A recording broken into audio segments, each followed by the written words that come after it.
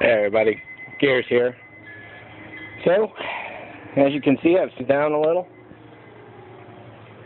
Added some Bondo glazing putty, not Bondos. After using this, I'm never going back to regular Bondo, that's for sure. This was really fun to work with. Stinks to high heaven, so definitely be outside when you use it. So I just rinsed this down, waiting for the paint, for the water to evaporate.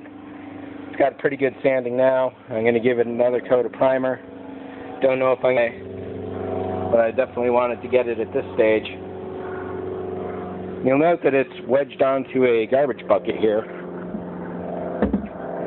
Basically, I realized as I was sanding that lower rim that I was getting a lot of flex, and this garbage can was right next to me. I put the two together, and not too bad of an idea, I don't think.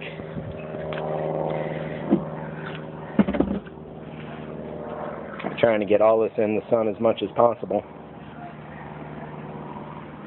So I cut a little too deep on some of these areas here, so I'm hoping to fill those back in, and then I've got to get some kind of glass bottle, put sandpaper around that, and then just basically wedge that in until it fits. This is a really bad fit here, so one of the next steps is going to be either taping up the resin pieces, or another trick is to put Vaseline all over them, and then to basically fill in the putty, and essentially you wind up with a perfect fill seam, if that makes sense. But when I get to that point, it definitely make more sense. And the other thing is that this dome and my car are going to be at Loscon 2011 at the end of November. There's a panel discussion for the R2 builders. It's a regular science fiction just outside of LAX airport. And I've been invited to be on the panel. I guess as a newbie who doesn't know what he's doing, I'll be something of an insight for people. So that goes. I'll definitely be recording it if I can, and look for that coming up early December sometime. And a few minutes later, here we are. One thing putting the primer on did remind me of, and I don't know if it's showing up in the camera here, is this seam going down right there that I never quite got rid of. That just about goes all the way up to the top and all the way down again. So a third of the way around there should be another seam. And I'm not seeing it, so I'm happy about that.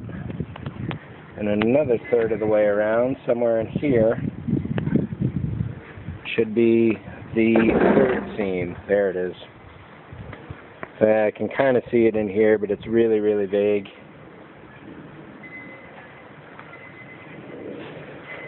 So I did get rid of one of the three seams very, very well. One thing that's been causing me a lot of problems is this lower band down here. I know I have a lot more sanding work to do on that. And then to get that bottom line really, really crisp, what I'm going to have to do is flatten this table out, glue sandpaper down to that, and then just rub the dome back and forth until it's all flat sanded. It's not going to be tough, but it will be a trick. And as far as the color scheme goes, I'm leaning more towards wedges. It was a white dome with red panels.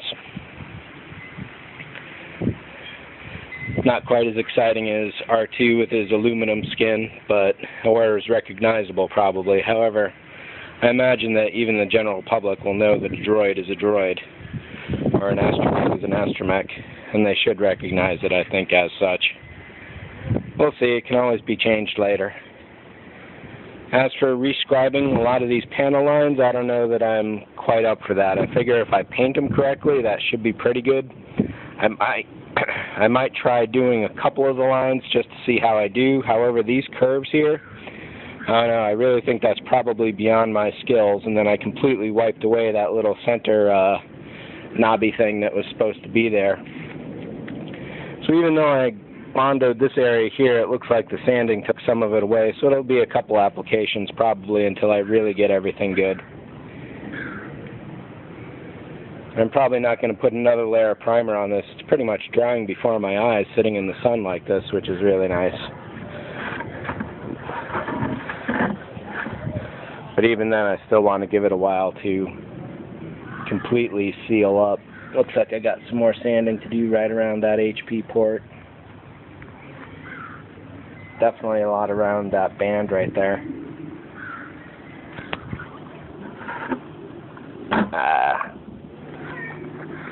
I touched it with my pinky, but I didn't get a fingerprint in there. So yeah, it is drying pretty good. I can see some variation in the color tones with shadows, so I don't know if that's the surface itself or just an illusion. It's not perfectly, it could also be a reflection. But yeah, I'm pretty psyched. This is getting very, very close. I don't know that there's really going to be that much more to do to it physically. Electronically, there's going to be a lot of work ahead, and that could take months, I imagine. I'm not too worried about doing that immediately. It's more important that I get the dome in a more presentable situation than anything else. So I think that's pretty much it for this one. Thanks for watching. See ya.